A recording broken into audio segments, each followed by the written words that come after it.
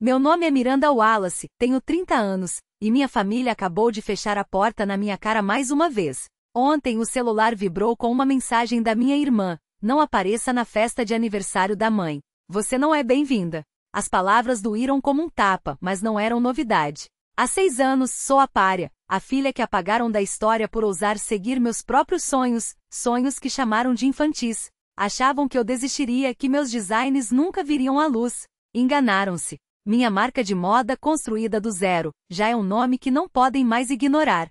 Embora ainda não saibam disso. Hoje é o aniversário de 55 anos da minha mãe. Uma festa luxuosa em um hotel de Salt Lake City, bancada pelo império da família no mundo da moda. Não ia aparecer, não depois de tanta rejeição.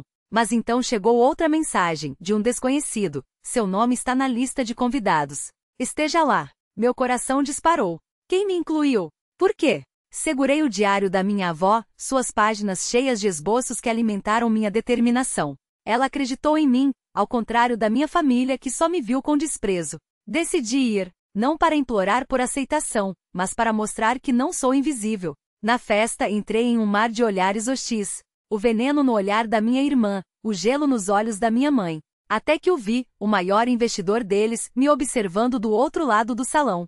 Seu rosto congelou, surpreso. Será que me reconheceu? Ou serão meus designs? Os sussurros começaram a se espalhar. Algo grande estava prestes a acontecer, e não era só a festa deles. Preparem-se. O drama está só começando. Há 6 anos, entrei no escritório da minha mãe com uma pasta cheia de sonhos. Tinha 24 anos e ainda usava o sobrenome Parker, Miranda Parker, desesperada para ser notada. O escritório de Janete Parker na Parker Couture era um símbolo do poder dela. Mesas impecáveis, manequins com peças de alta costura, controle absoluto. Levei semanas para criar uma coleção ousada, mas minhas mãos tremiam ao mostrar os esboços. Janete nem olhou. Um capricho sem futuro cortou com uma voz que me atravessou como uma lâmina. Meu pai, Edward, selecionando amostras de tecido, concordou. Não é prático, Miranda. A visão da Amy é que move esta marca. Minha irmã, 3 anos mais velha, sorriu com uma confiança afiada como uma navalha. Aquela rejeição queimou, mas era só mais uma cicatriz em uma vida de favoritismo. Cresci em Salt Lake City como a sombra de Amy. Para Janete e Edward, ela era a herdeira da Parker Couture, a filha perfeita, incapaz de errar. Amy recebia mesadas generosas, milhares para gastar em sedas e lantejoulas.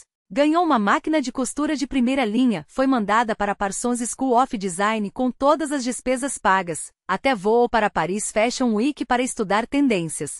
Seus esboços eram emoldurados, suas ideias celebradas em cada jantar. Amy é uma prodígio, Janete dizia com orgulho no tom. Enquanto isso, eu me virava em empregos mal pagos para custear a faculdade comunitária, costurando até tarde com as agulhas velhas e retalhos da minha avó Dorothy. Meus designs feitos à mão com linha de brechó eram jogados em gavetas, taxados de coisa de criança por Edward. Foque em algo útil, dizia sem nem me olhar. Só a vovó Dorothy me enxergava.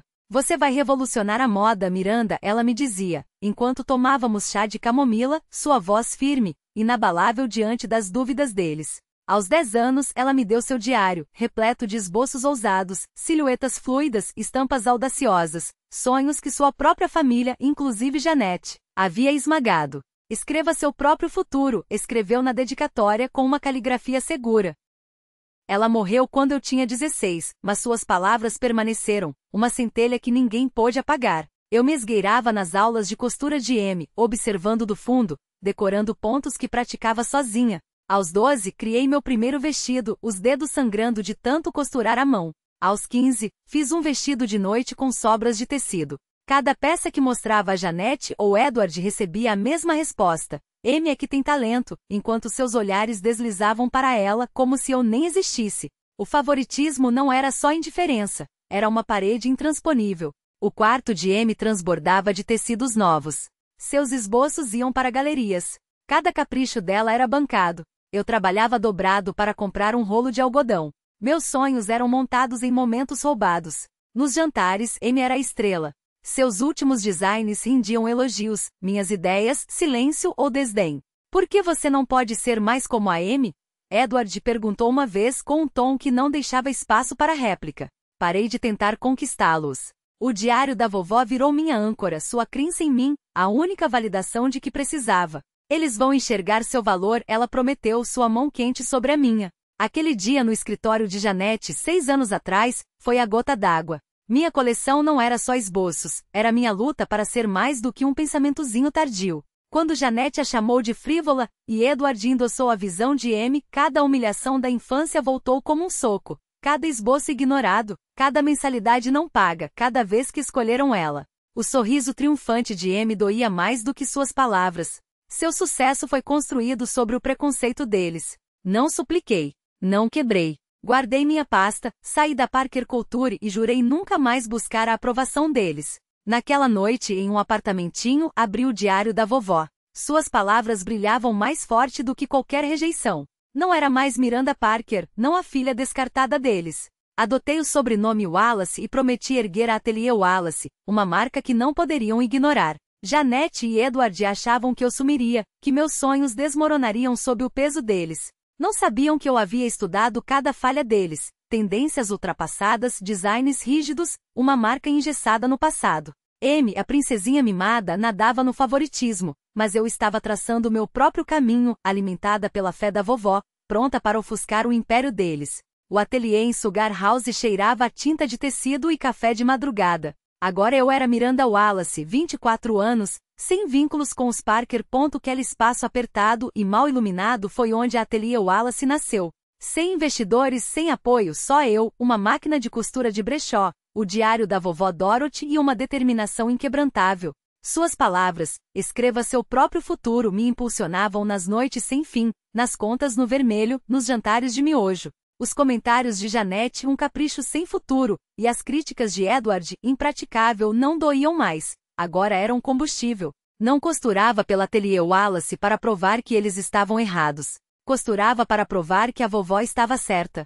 Os primeiros dias foram brutais. Empenei minhas joias para comprar tecido, costurava à luz de velas quando a energia era cortada. Minha primeira coleção, designs vibrantes e eco-friendly, desfiava nas bordas, literal e metaforicamente. Mas continuei aprimorando, guiada pelo diário da vovó. Seus esboços, silhuetas drapeadas, texturas ousadas, padrões que ninguém se atrevia a tentar, me mostravam o que era possível.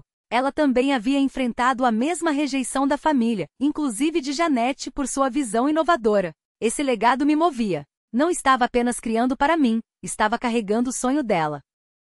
Um ano depois contratei Scott Adams, um modelista com a mesma fome. Queimamos horas criando coleções para superar a elegância cansada da Parker Couture. 2 anos depois, M atacou. Me difamou nas redes, chamando-me de desertora que, vocezinha trêmula, traía o pânico por trás da fachada. Você fugiu como uma covarde, e agora acha que pode voltar aqui com esse teatro? Seu dedo apontava para mim, mas suas palavras soavam vazias como o eco de um passado que já não me definia. Não respondi com palavras. Não precisava. Meus olhos deslizaram para o painel de investidores ao fundo, onde rostos antes indiferentes agora me observavam com um novo respeito. Um deles, uma mulher de cabelo prateado e postura impecável, inclinou a cabeça em minha direção, como se finalmente entendesse a peça que faltava no quebra-cabeça. Miranda não fugiu. A voz de David Wells cortou o ar, profunda e inabalável, como um veredicto. Ela construiu algo que vocês nunca ousaram sonhar. Ele se aproximou, colocando-se entre mim e M, não como um escudo, mas como um espelho que refletia a verdade nua e crua. Enquanto a Parker Couture se agarrou ao passado, ela reescreveu as regras. E o mercado já escolheu seu lado. O silêncio que se seguiu foi elétrico. Janete abriu a boca, mas nenhuma palavra saiu. Apenas o vazio de quem percebe, tarde demais, que perdeu o controle da narrativa. Edward engoliu em seco, seus dedos branqueando ao redor do copo de uísque, como se o peso de suas próprias escolhas o esmagasse. M, porém, não desistia tão fácil. Isso é uma farsa. Ela gritou, sua voz quebrando. Você não é ninguém, Miranda. Só uma traidora que superou vocês em tudo. Terminei por ela, finalmente quebrando meu silêncio. Minha voz não tremia. Não havia raiva, apenas a fria certeza de quem já venceu a batalha antes mesmo de entrar no campo. Vocês me chamaram de sonhadora, de louca. Mas enquanto vocês repetiam os mesmos erros, eu estava criando o futuro. Abri a bolsa e tirei o convite anônimo, um cartão de papel reciclado com minha logo em relevo. Alguém aqui sabia. Alguém entendeu que eu não precisava do nome de vocês para brilhar. Os olhos de Janete se arregalaram. Ela reconheceu aquele papel, Patrícia. Sussurrou como se o nome queimasse sua língua. Exatamente. Patrícia Lee, a única que havia acreditado em mim quando nem eu mesma tinha certeza. A única que viu em minhas costuras não apenas tecido, mas uma revolução. E agora, ela estava ali no fundo do salão com um sorriso discreto nos lábios como se dissesse, eu avisei. David estendeu a mão para mim.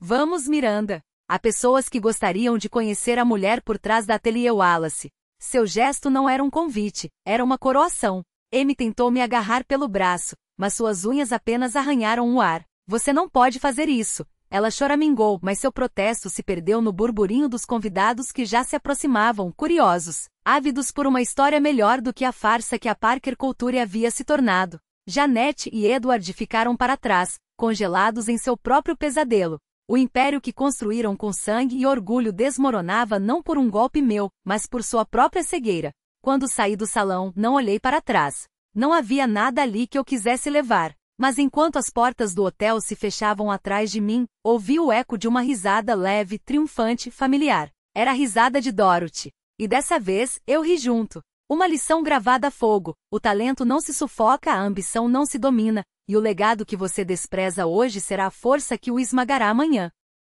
A indústria da moda sempre foi implacável com os fracos.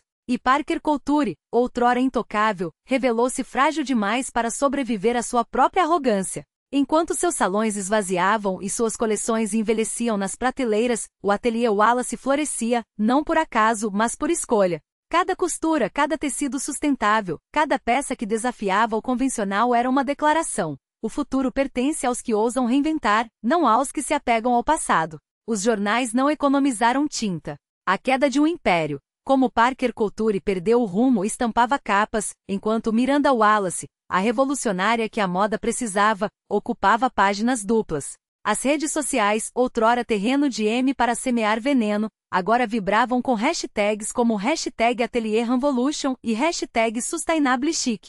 Seu ódio tinha se voltado contra ela mesma, um karma tão preciso que quase doía testemunhar. Mas eu não gastei energia com vingança. O tempo já havia feito isso por mim. Patrícia Lee, sempre sutil em sua sabedoria, enviou-me um buquê de rosas brancas com um bilhete. Dorothy estaria orgulhosa. Mas não se surpreenda. Ela sempre soube que você seria. Guardei as pétalas entre as páginas do jornal de vovó, onde suas anotações sobre coragem e inovação pareciam ganhar vida. Ela havia previsto isso, de alguma forma. Talvez não os detalhes cruéis, mas a essência, que a luz mais brilhante nasce das fissuras que nos obrigam a crescer. David Wells, com sua visão afiada, acelerou a expansão. Não é só uma marca, Miranda. É um manifesto. Suas palavras ecoavam enquanto assinávamos contratos com ateliês éticos na Índia, colaborávamos com artesãos no Peru e lançávamos uma linha capsule com materiais 100% reciclados. Cada parceria era um dedo no olho da antiga guarda, uma prova de que a moda poderia ser luxuosa e consciente, inovadora e humana. E então veio o convite que selou tudo, o Met Gala. Não como convidada de algum magnata, não como a sobrinha esquecida de uma dinasta decadente, mas como a designer do ano, com uma peça minha sendo exibida na exposição central. A mesma instituição que um dia ignorara meus esboços agora me abria as portas com tapete vermelho. Ironias do destino têm um gosto doce quando você as merece. Na noite do evento, enquanto ajustava o colar de uma modelo, uma joia feita de vidro reciclado que brilhava como diamantes, avistei meu reflexo no espelho. Não via mais a garota que tremia diante do julgamento de Janete, nem a jovem que chorava nas costuras de seus primeiros protótipos. Via uma mulher que havia transformado dor em arte, rejeição em revolução. Do lado de fora, as câmeras disparavam. Repórteres gritavam meu nome. Mas por um segundo, fechei os olhos e ouvi apenas o som da máquina de costura de vovó, o farfalhar dos tecidos em seus dedos ágeis. Seu riso enquanto me ensinava que as regras eram feitas para serem reescritas. Quando abri os olhos, sorri, porque esta não era apenas minha vitória. Era dela. Era nossa. Sua lição ecoava em cada ponto que unia, em cada linha que desafiava o convencional. Seu valor não se mede pelos que te viram as costas, mas pela audácia de traçar um caminho onde só existiam limites. Essas palavras, bordadas em cada coleção, em cada noite sem dormir, eram o legado que ela me deixou, não em testamentos, mas em agulhadas precisas, em retalhos que se tornaram bandeiras. Hoje, quando olho para trás, vejo que a rejeição não foi um fim, mas o fogo que forjou minha coragem. Confiei na visão quando o mundo torcia o nariz. Persisti quando disseram que era impossível. E aqui estamos, não apenas sobrevivendo, mas reinventando, provando que as cicatrizes mais profundas podem se transformar nas costuras mais resistentes. Este não é um adeus, mas um convite. Um chamado para quem, como eu, já sentiu o peso do não e mesmo assim escolheu erguer os ombros. Para quem acredita que as histórias mais poderosas nascem onde a dor encontra a determinação. Obrigado por caminhar comigo até aqui. Cada comentário, cada compartilhamento, cada olho que brilhou ao reconhecer um pedaço de sua própria luta nestas linhas, isso é o que torna tudo real. O que esta jornada despertou em você? Deixe sua marca abaixo, como um ponto final que é, na verdade, um novo começo. E se você, como eu, recusa-se a aceitar que os sonhos têm prazo de validade, junte-se a nós. Porque esta é apenas a primeira página de um livro que escrevemos juntos, cheio de histórias que desafiam, inspiram e, acima de tudo, vencem. Inscreva-se. O próximo capítulo está para ser costurado.